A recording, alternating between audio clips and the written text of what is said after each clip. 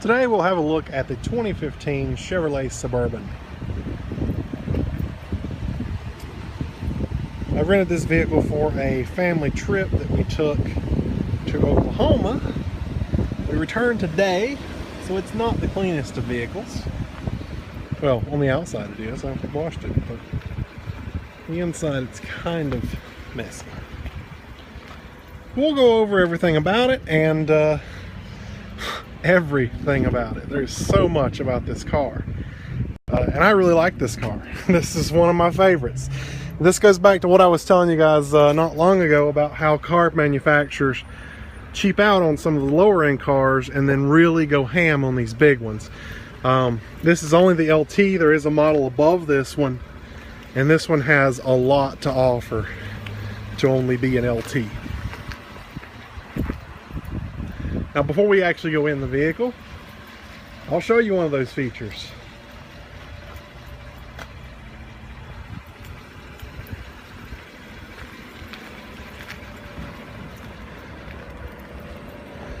Inside the windshield is a mounted camera that, when misted with water, sends the wipers across. Automatic windshield wipers. Let's have a look inside.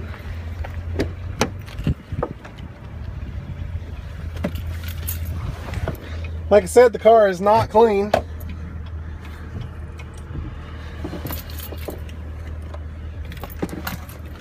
Let's start from the very far left.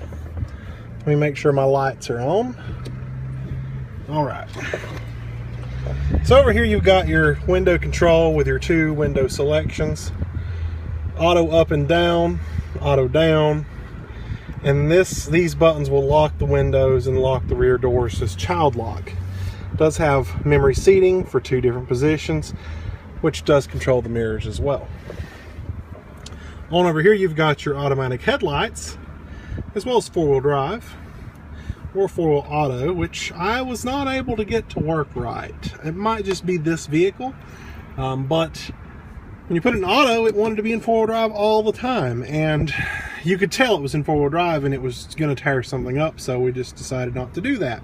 It does have parking sensors, as you can see from here, traction control off button, lane departure warning, and this controls your pedals.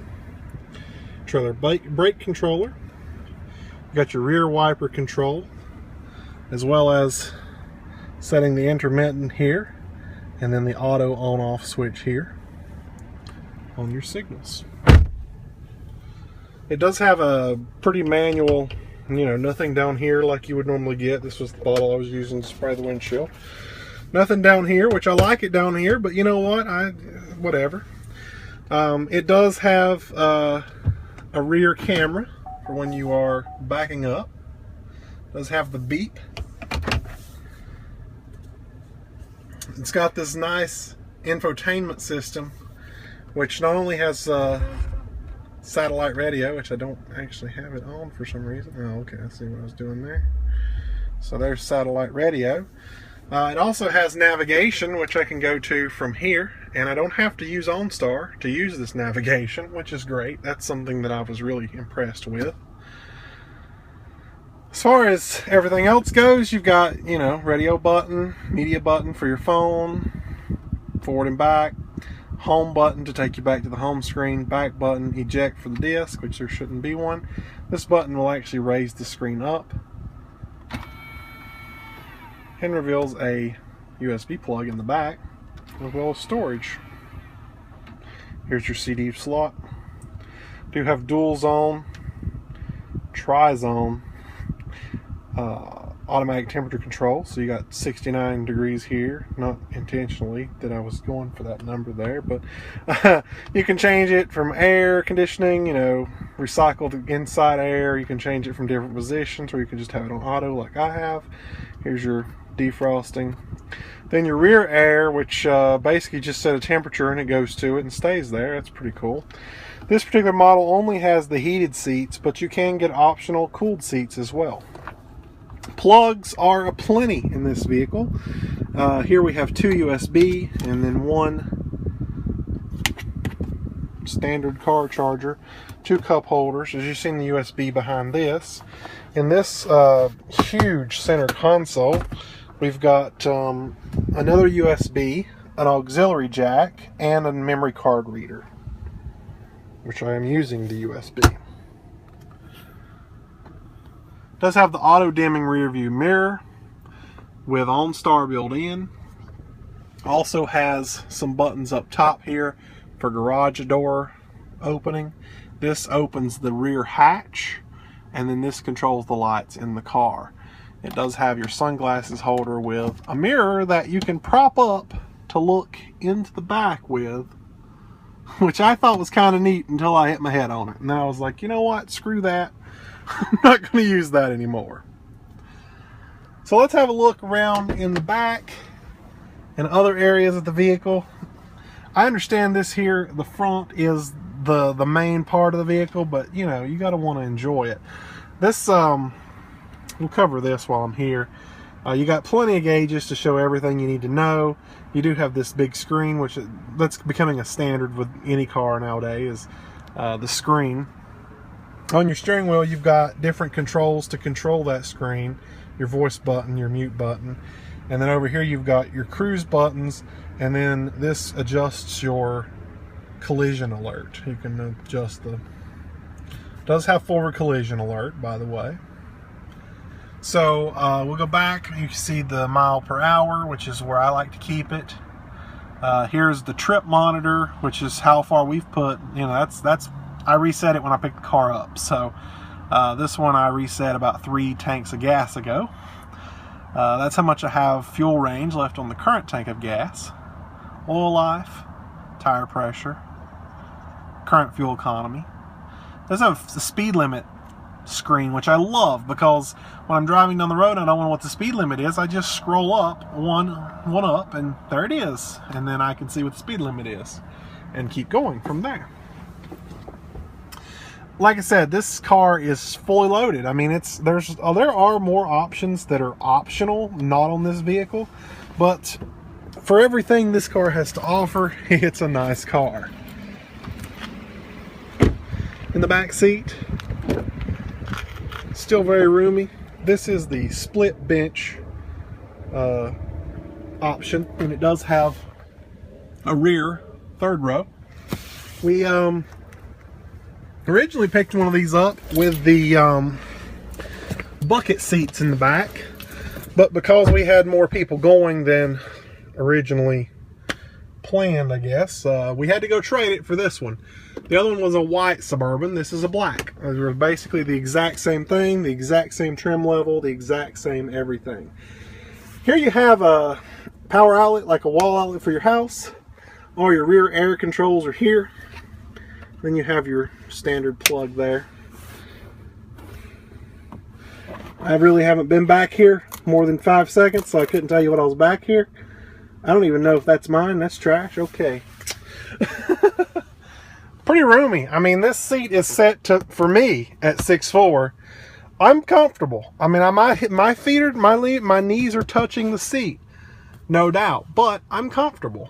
Over there, I think I'd have plenty of room.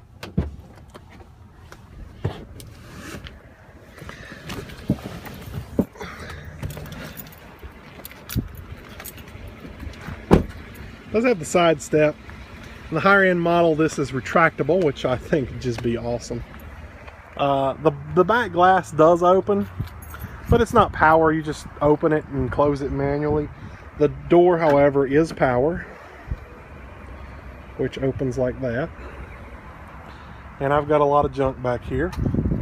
But as you can see, with the third row up, or you know, in use, got a ton of storage.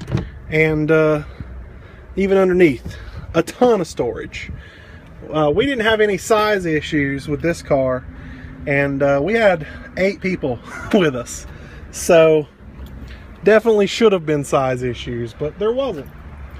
On the door itself, there is a button that you can press to send it back down. You don't have to use the remote, but you can use the remote.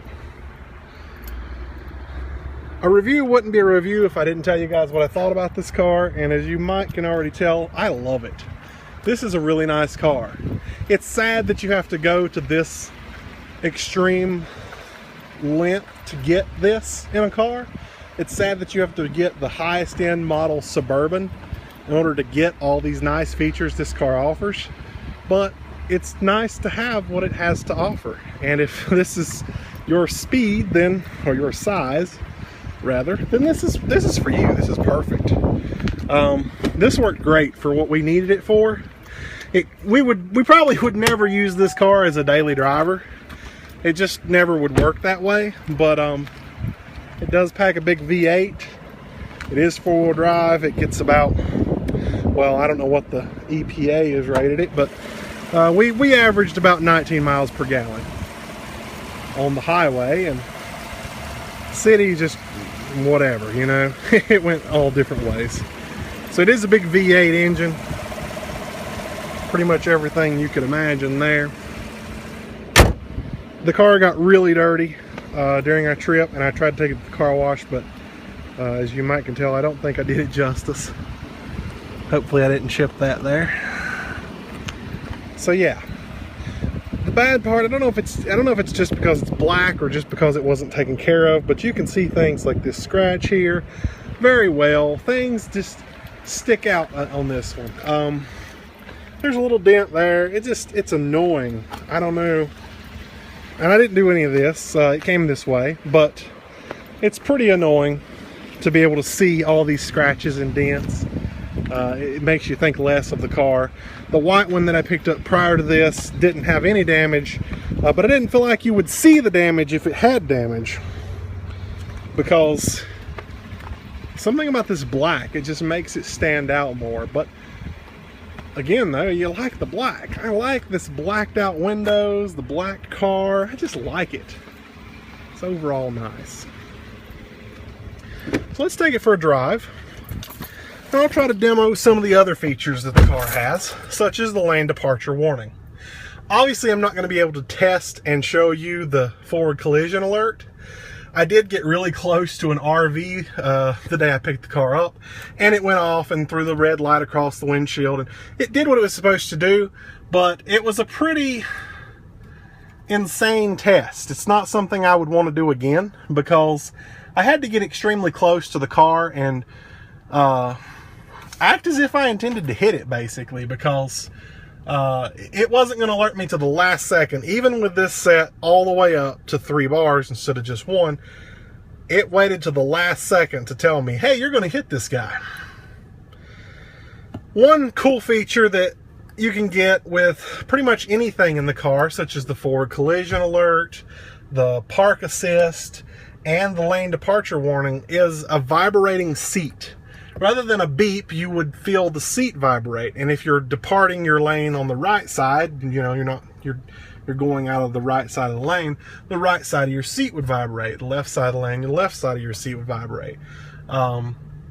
Forward collision, the whole seat vibrates, and as well as the rear park assist when you get near something. That's a cool little feature, but it's a little weird at the same time. It's just something new. In this particular vehicle, it didn't work on the left side. Only the right side would vibrate, which was kind of weird. I'd imagine it's just something with the car. You know, it's a brand new car. It's got 9,000 miles on it. So I guess, you know, there's always the chance of getting a quirk with it, but whatever. So for demonstration purposes, I have it on the beep because we want to hear a beep. So I'm going to go out on the road and not video where I live, and we'll come back to the video when I'm ready to demonstrate. So once lane departure is ready, you'll see a green light there at the speedometer, which is showing that it is active and working. And I'm in traffic, so unfortunately I'm not going to be able to demonstrate it right now, but at least I can show you the light. At any point when the lane departure warning is on, if you were to switch lanes, it would tell you that you just crossed the line without signaling. And that could be really useful if you're falling asleep or whatever. And same with going the other way. It alerts on the right side of the vehicle instead of the left. if at any time you want to change lanes without the beep going crazy, you simply just put your signal on. It doesn't matter if you click it up or you just do the 3-click, where you just bump it and it clicks 3 times. As you can see, you click 3 times, it disabled the lane departure warning. It let me change lanes without yelling at me, hey, you just left your lane. The only bad thing is it's kind of tedious, and unless you're a really good driver, you're going to get false alarms. Whereas if I'm just going around this curve and I accidentally go out a little bit too far, my wheel wasn't even across the line yet, but it was at it, and that was enough for it to beep. So that's kind of a downside. It's pretty tedious. And you got to think you're driving a really, really big car, so it's hard to keep it between the lines. Sometimes you got to do this. And whatever, to each his own. I like the system. I think I would like it better as the vibrating seat rather than the beeping, because the beeping gets really annoying. We used it intentionally on our way home today because many of us had not slept in 24 hours, and if we were to fall asleep while driving, we would like to know that the person driving fell asleep rather than, So we heard a lot of beeping coming home today. It did get annoying, but at the same time, it does its job. It serves its purpose, and that's cool. So, no complaints. I did mention that it has a big V8.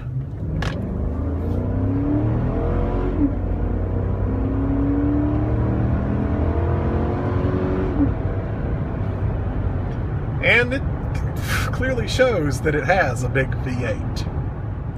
In the dash, when you approach a vehicle, you will see a green car pop up in the bottom part of this dash. And I'm catching this car. I'm not quite at it yet, but I'm getting there, so give me just a second. Wow, he is moving.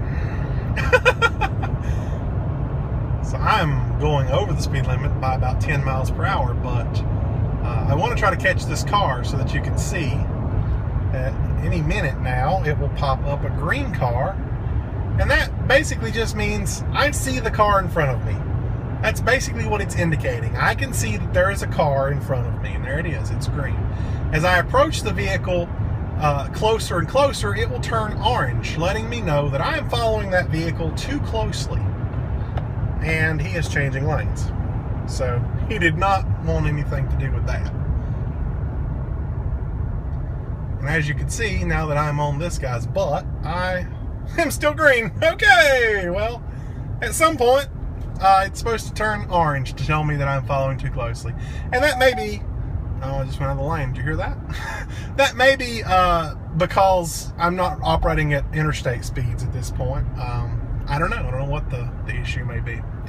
But there's that. We're going to grab the left lane. And as you get the car away from the front of your vehicle, as you can see, it goes away. That's just a nice little indicator to let you know that it sees the car in front of you, so that all systems are a go. Such as the for collision alert, it sees that car, and if they decide to brake short, it sees them, so it can tell you if they're going to brake short or what they're going to do, really. Yeah, I tried to come at that light a little fast with that car in my crosshair, but it did not bother to alert. I think it's really defined, or what do they call that? Refined, rather, to not give so many false alarms. And trying to cause a false alarm doesn't work very well. So it works when it needs to. I did get it to work. Like I said, I did test it. But driving aggressively, or whatever your habit may be, this car is just setting in a green light. Whatever your habit may be, it doesn't